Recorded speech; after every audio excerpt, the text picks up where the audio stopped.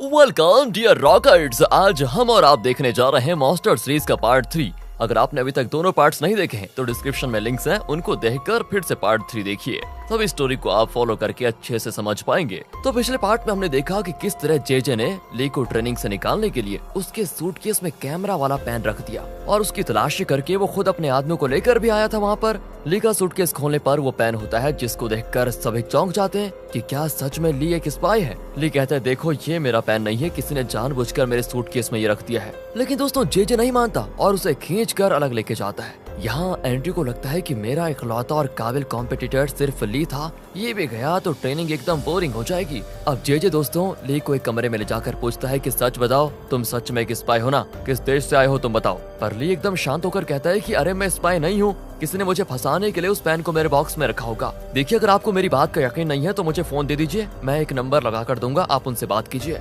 लेकिन जेजे तो फैसला ही कर चुका था कि ली को निकालना ही है। वो कहता है कि मैं किसी को कॉल नहीं करूंगा, मैंने तुम्हें ट्रेनिंग से निकालने का पूरा फैसला कर लिया है बस। और दोस्तों ये सारी चीजें इनका ट्रेनर मोजो देख रहा होता है। वो कहता है कि उसे फोन दे दो, देखते हैं वो किसे कॉल करता है। एंड जेजे भी अब कुछ नहीं कर पाता और आखिर वो ली को एक फोन दे देते हैं। दूसरी ओर पेनी को दिखाते हैं जो कि इस कंपनी के चेयरमैन की वाइफ यानी नाथन की माँ के साथ होती है। असल में इस कंपनी का नाम है डोडो ग्रुप। चेयरमैन की वाइफ बहुत ही भली औरत है और पेनी का इनके साथ उठना बैठना रहता है। असल में पेनी एक आर्ट गैलरी चलाती है जहाँ एक खास पेंटिंग वो इन्हें फ्री में देने की बात कर रही होती है। तभी उन्हें एक कॉल आता है। असल में इन्हीं को दोस्तों ली कॉल करना चाहता था। लगता है पेनी ने इनकी ली से पहचान करवाई थी और वो ली से बहुत इम्प्रेस भी हो चुकी थी। वो कॉल उठाकर पूछते हैं कि बोलो बेटा कैसे हो तुम। ली कहता है कि मैडम डोडो ग्रुप में मुझे स्पाई बताया जा रहा है और मुझे ट्रेनिंग से निकालना चाहते हैं ये लोग, आप प्लीज जरा उनको बताइए कि मैं स्पाई नहीं हूँ। हाँ हाँ बेटा मैं जरूर कहूंगी। कौन है वो बेवकूफ जो तुम्हें स्पाई कह रहा है, बताओ जरा, फोन दो उसको। एंड दोस्तों ली भी जेजे को फोन देता है। जेजे तो चौंक जाता है कि ली की इतनी ऊंची पहुंच है।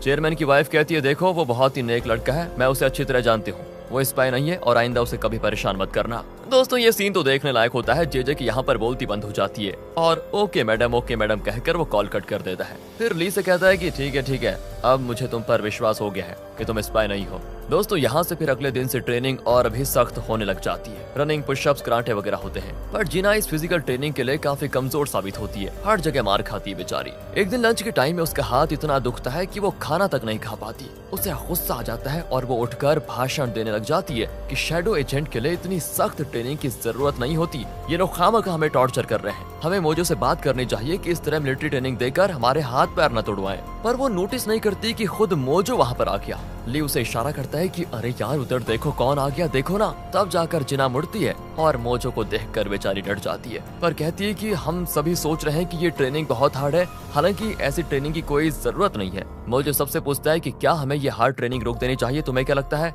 सब चुप रहते हैं क्योंकि ली इस ट्रेनिंग में बेस्ट है। तो वो ली से भी पूछता है कि क्या शैडो एजेंट के लिए ऐसी ट्रेनिंग होनी चाहिए या फिर नहीं।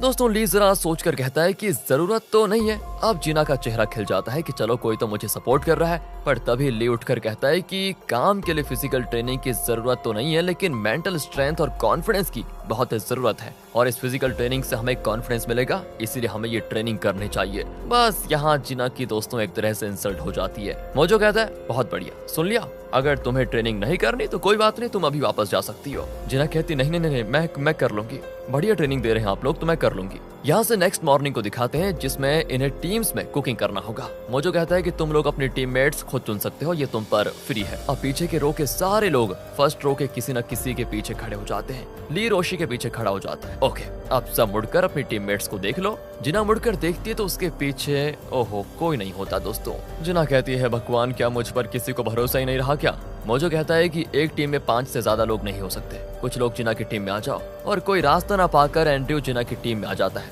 कुकिंग होती है शुरू। ली रोशी से पूछता है कि तुम तो बड़ी अच्छी कुक होगी है ना। रोशी कहती है मैं नूडल्स अच्छा बना लेती हूँ बस। अरे वो सब तो अच्छा ही बना लेते हैं, क्या तुम्हें फिश, चिकन वगैरह ये सब कुक करना आता है क्या। वो कहती है ये सारी चीजें क्या होती है। और दोस्तों इस पर सभी हंस देते हैं। दूसरी ओर जिना को दिखाते हैं जो शायद कुकिंग में बहुत एक्सपर्ट लगती है। वो जल्दी जल्दी काम कर रही होती है। ये देखकर तो ली की टीम सोचती है कि शायद हमने गलती कर दी, हमें जिना की टीम में पहले चले जाना चाहिए था। कुकिंग के नाम पर ये लोग मजे भी कर रहे होते हैं। फिर मोजो और इंचार्ज खाना टेस्ट करने आते हैं। ली की टीम का खाना तो जला हुआ होता है। आखिर में वो जिना की टीम का डिश टेस्ट करते हैं तो भाई लाजवाब होता है ये। इस कुकिंग राउंड में जिना की टीम विनर घोषित हो जाती है। अगले दिन की बात है, जेजे एंड्रयू से मिलता है और कहता है कल एक और एग्जाम होने जा रहा है, उसमें भी तुम्हें फर्स्ट आना है, और ये कहकर वो उसे आंसर्स भी देता है। पर दोस्तों एंड्रयू को ऐसा करना अच्छा नहीं लगता और कहता है देखो मैं चीटिंग नहीं करना चाहता, बल्कि मैं अपनी काबिलियत से आगे बढ़ना चाहता हूँ। लेकिन जेजे तो उसका ब्रेन वॉश करता है, अरे अगर एग्जाम में फर्स्ट नहीं आए तो अपने पिता के करीब नहीं जा पाओगे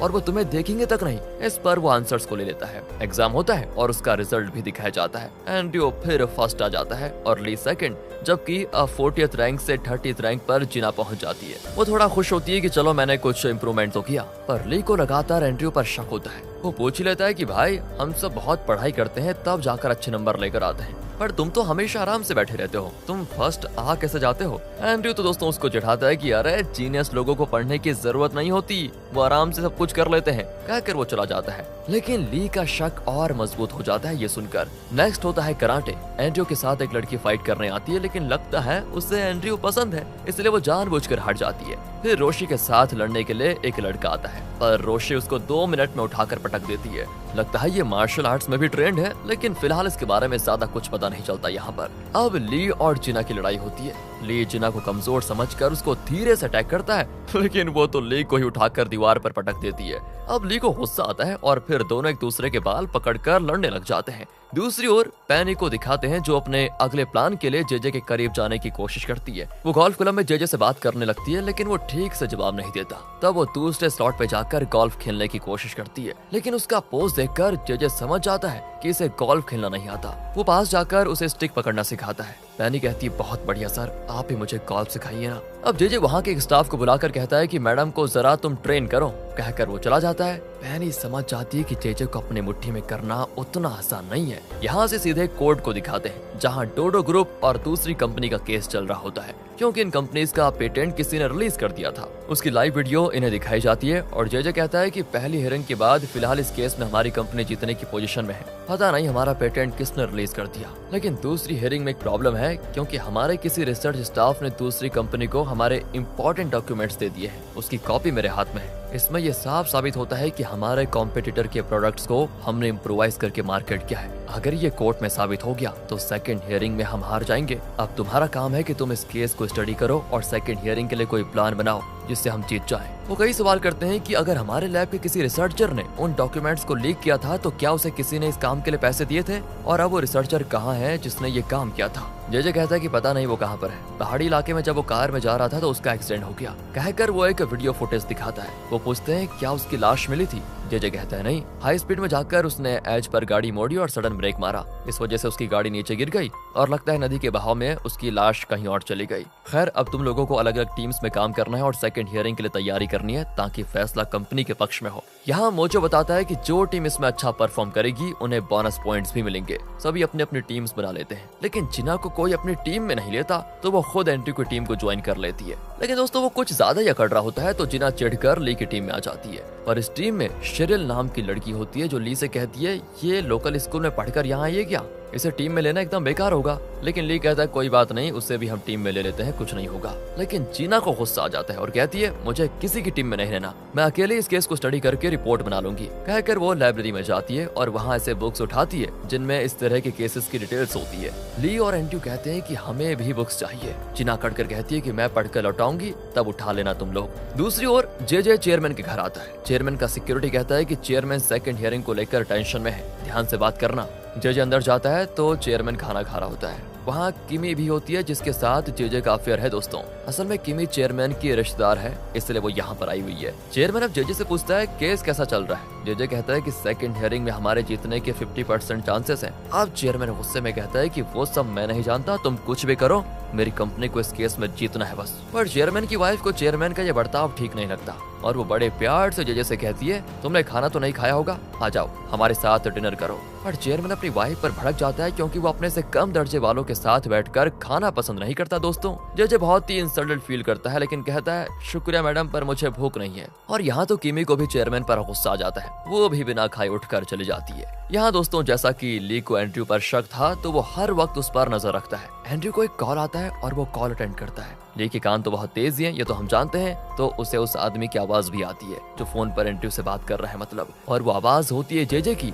जेजे एंड्रयू से अकेले में मिलना चाहता है। और अब ली सोच में पड़ जाता है कि जे एंड्रयू से क्यों मिलना चाहता है। यहाँ से दिखाते हैं कि जे और एंड्रयू एक जगह बैठे होते हैं। जे एंड्रयू को एक पेन ड्राइव देकर कहता है कि इसमें इस केस की कुछ डिटेल्स हैं। दरअसल हमें आइवन नाम की कंपनी पर शक है कि उसी ने हमारा पेटेंट रिलीज करवाया। तुम इस बात को अपनी रिपोर्ट में लिखोगे तो बाकी टीम से तुम आगे निकल पाओगे। ली कुछ दूर पर बैठा होता है और उनकी बातें साफ साफ सुन रहा होता है। वो तुरंत आइवन कंपनी की डिटेल्स को सर्च करने लगता है। दूसरी ओर रोशी को दिखाते हैं जो जॉगिंग करके एक बेंच पर बैठी होती है। उसके पास एक आदमी बैठा होता है जिसने चश्मा पहना है। रोशी उसे कहती है, मुझे तो नेशनल इंटेलिजेंस एजेंसी में भी ऐसी सख्त ट्रेनिंग नहीं मिली जो यहाँ पर मिल रही है। मतलब दोस्तों रोशी NIA के लिए काम करती है और किसी मकसद के साथ ही वो इस कंपनी को ज्वाइन करने आई है। वो आदमी कहता है कि जो भी हो तुम सावधान रहना। वैसे इस आइवन कंपनी का नाम बीच में आ रहा है इसमें, उसके बारे में भी तुम रिसर्च कर लो। इस तरह वो रोशी को कुछ हिंट देकर चला जाता है। यहाँ ली की टीम और एंड्रयू की टीम एक दूसरे को चुनौती देती है कि इस केस रिपोर्ट में तो हम ही जीतेंगे। एंड्रयू तो कहता है कि अरे मेरे पास एक स्पेशल स्ट्रेटेजी है जिसके जरिए मेरा जीतना 100% कंफर्म है। ली कहता है, अरे दिन में सपने मत देखो, मेरी टीम ही जीतेगी समझे। कहकर वो चला जाता है। लेकिन तब शेरिल जो कि ली की टीम में है वो मुड़कर एंड्रयू को देखकर हंसने लग जाती है। लगता है वो एंड्रयू को पसंद करती है। एंड्रयू भी इस बात को नोटिस कर लेता है। वो शेरिल को अकेले में बुलाकर कहता है, देखो जीतूंगा तो मैं ही, कुछ भी हो जाए। अगर तुमने मेरी मदद की तो मैं अपने रिपोर्ट में तुम्हारा भी नाम लिखूंगा कि सबसे इम्पोर्टेंट पॉइंट्स तुमने ही दिए थे। क्या कहती हो? और दोस्तों शेरिल जो पहले से एंड्रयू पर फिदा है वो ली की रिपोर्ट के बारे में उसको बहुत कुछ बता देती है। वो कहती है कि ली को शक है कि असल में वो स्टाफ कार एक्सीडेंट में नहीं मरा था, बल्कि उस स्टाफ ने जानबूझकर ऐसी सेटिंग की थी। यहाँ से सीधे ली और रोशी को दिखाते हैं। ये दोनों उसी जगह जा रहे होते हैं जहाँ उस स्टाफ का एक्सीडेंट हुआ था और जो वीडियो फुटेज में दिखाया गया था। ली जानना चाहता है कि उस आदमी की कार किस तरह उलटकर नीचे नदी में गिरी होगी। वो तेज चलाता है और उसी जगह पे कार को उस तरह घुमाता है और ब्रेक मारता है, लेकिन कार फैन से टकराती ही नहीं। यानी उस स्टाफ ने जानबूझकर अपनी कार को नीचे गिराया होगा। वो एक्सीडेंट तो नहीं था बल्कि उस स्टाफ की कोई चाल थी। ली दोस्तों ये सब कुछ कह रहा होता है, लेकिन तभी पीछे से कार तेजी से आ रही होती है। लगता है वो कंट्रोल खो चुकी है एंड वो सीधे आकर ली की गाड़ी को टक्कर देकर रुक जाती है। उसके अंदर से निकलती है जिना। असल में ली की तरह जिना को भी शक हो गया था कि ये उस स्टाफ की कोई चाल थी, असल में ये एक्सीडेंट नहीं था। जिना को भी यही सोचता है, इसलिए वो भी प्रैक्टिकली चेक करने आ गई थी कि इतनी स्पीड के साथ अगर कोई इस जगह गाड़ी घुमाएगा तो गाड़ी नीचे गिरेगी या फिर नहीं। असल में जिना ने बहुत सारे बुक्स रेफर किए थे जिनके आधार पर वो इस नतीजे पर पहुंची थी। तभी पीछे एक और गाड़ी में एंड्रयू आता है। वो कहता है, ली प्लीज मुझे अपनी टीम में ले लो यार। मुझे भी लगता है कि वो स्टाफ मरा नहीं और मुझे डर है कि इस बार मैं तुमसे हट जाऊंगा। प्लीज क्या तुम मुझे अपनी टीम में ले लोगे?